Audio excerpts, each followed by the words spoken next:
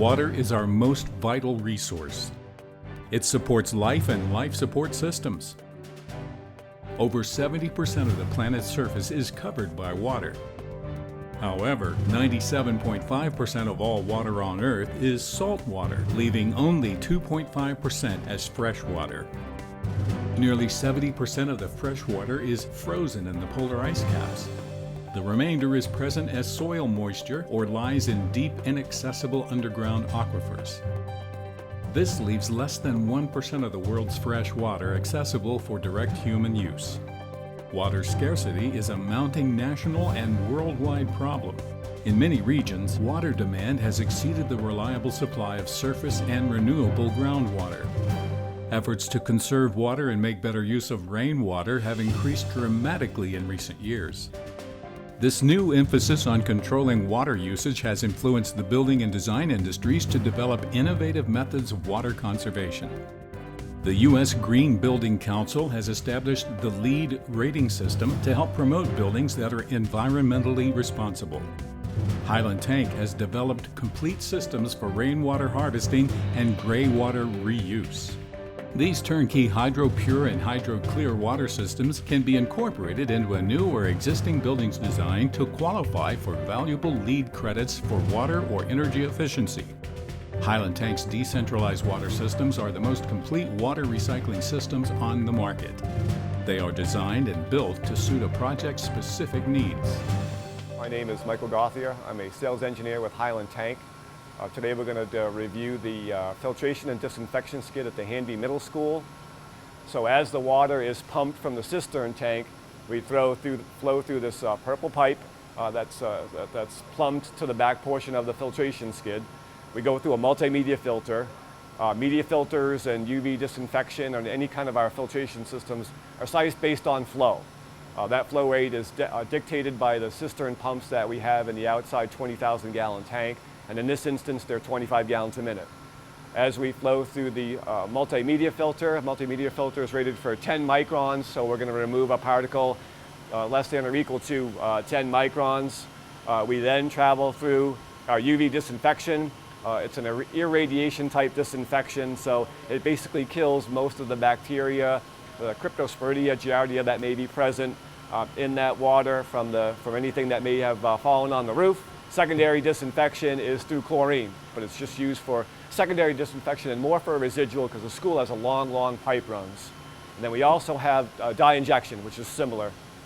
We have a 35-gallon tank here that delivers dye. It colors the water, to differentiate between potable and non-potable water applications. The brains of our system is here. It's kind of something that we helped really worked hard at Highland Tank to develop, and it's our Plc Controller.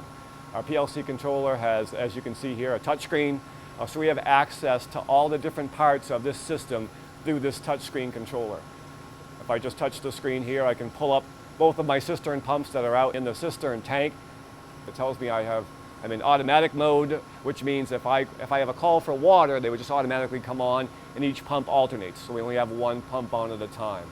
We also have a low-level float in each one of those pumps.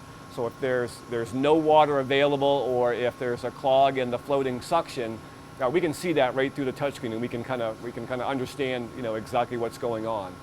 From a commissioning standpoint, when we actually commission the system, we can literally put this system in hand mode, and I can turn those pumps on and off for service reasons or just to make sure that they're working properly and that we're getting the proper flow through the system. So it's very intuitive. Being a PLC, we can do various changes if we need to the system. If I go back to the main control panel, I can pull up my day tank, for instance, and it tells me real-time continuous level within that day tank. And you can see here that we're 83% full, which is basically full for that tank. I'm not in high level, I'm not in low level, and I'm not in city water backup. But again, if we were in those conditions, it'll state that distinctly through our touchscreen controller. Calibration mode, if I put this in calibration mode, in this application, we had this, once we set all of the settings at the factory, it's a lot different on the site or in real-time applications. So we were able to do the different settings based on the demand. They had a lot of different applications where they had a lot of kids flushing toilets at various times during the day. So we had to adjust our settings within there, but can easily be done through the touchscreen controller. UV disinfection, it tells us, as it's brought back to the PLC, it tells us what the service life is for our UV and for that bulb within the system, which is normally for a 10,000 hour bulb life.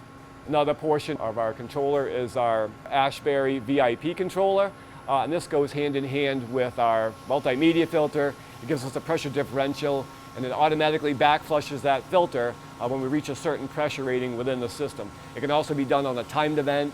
I can also look at this. There's a flow meter in here, so it has a lot of functions, and it's very, very, again, intuitive. You can see here, it's a skid-mounted system. The system was all put together at the factory at Highland Tank. It was all plumbed there. We have a single point electrical connection to our control panel, which makes things a lot easier for the contractor. He just doesn't run any high power wires out to the cistern pumps or anything from the boosters. Everything comes into this panel and it gets tapped off of there. All right, here we have a 1,000 gallon above ground vertical day tank. The day tank is sized for just that. It's a day's worth of water or a half a day's worth of water. But in this instance, 1,000 gallons a day was our typical application. It's got an NSF compliant coating on the inside. At the very top of the tank, we have a means for an ultrasonic level sensor, which is our continuous level, which we saw previously on our touchscreen. We also have redundant floats in here, and that's for if we ever lost our capacity on our ultrasonic level sensor. We have a critical low flow and a critical high flow. The critical low flow would actually shut off our booster pump, which is behind me, and put us into city makeup water. Our critical high flow would shut off the cistern pumps. Let's just say the ultrasonic level sensor lost power, went haywire, or something. Something happened within the system, within the process. We have a redundant backup for that application. Our booster pump is a variable speed, constant pressure type booster pump. In this application, we're designed for 70 gallons a minute at 53 psi. We have a PLC controller with the VFDs inside of the control panel, and we also have a touchscreen similar to our Rainwater controller that kind of tells us exactly what's going on in any of these applications. So it's obviously on a lead lag system. If we need both pumps on at the same time, we would see that both pumps would come on. If we were flushing numerous amounts of toilets, if we're flushing one or two toilets, obviously it's a lead building, so they have low flow fixtures. That fixture is going to flush. It's going to take about 3 or 4 seconds for the pump to be able to fill that back online. But the biggest thing that we want to note here is just the pressure, and you can see we just have a bunch of toilets flushing now, and our pressure just went down. Our pumps kick on. We're actually providing water to the fixtures. The reason why we have such a harsh pressure drop in this application is because it's just that one fixture. And as I said, that fixture reacts so fast, that flush valve reacts in like 3 seconds. The pump takes a couple seconds for it to kind of catch up and to fill that line back up. But as with the Rainwater controller, I can go through any of my settings, any of my factory settings can be done through the touch screen.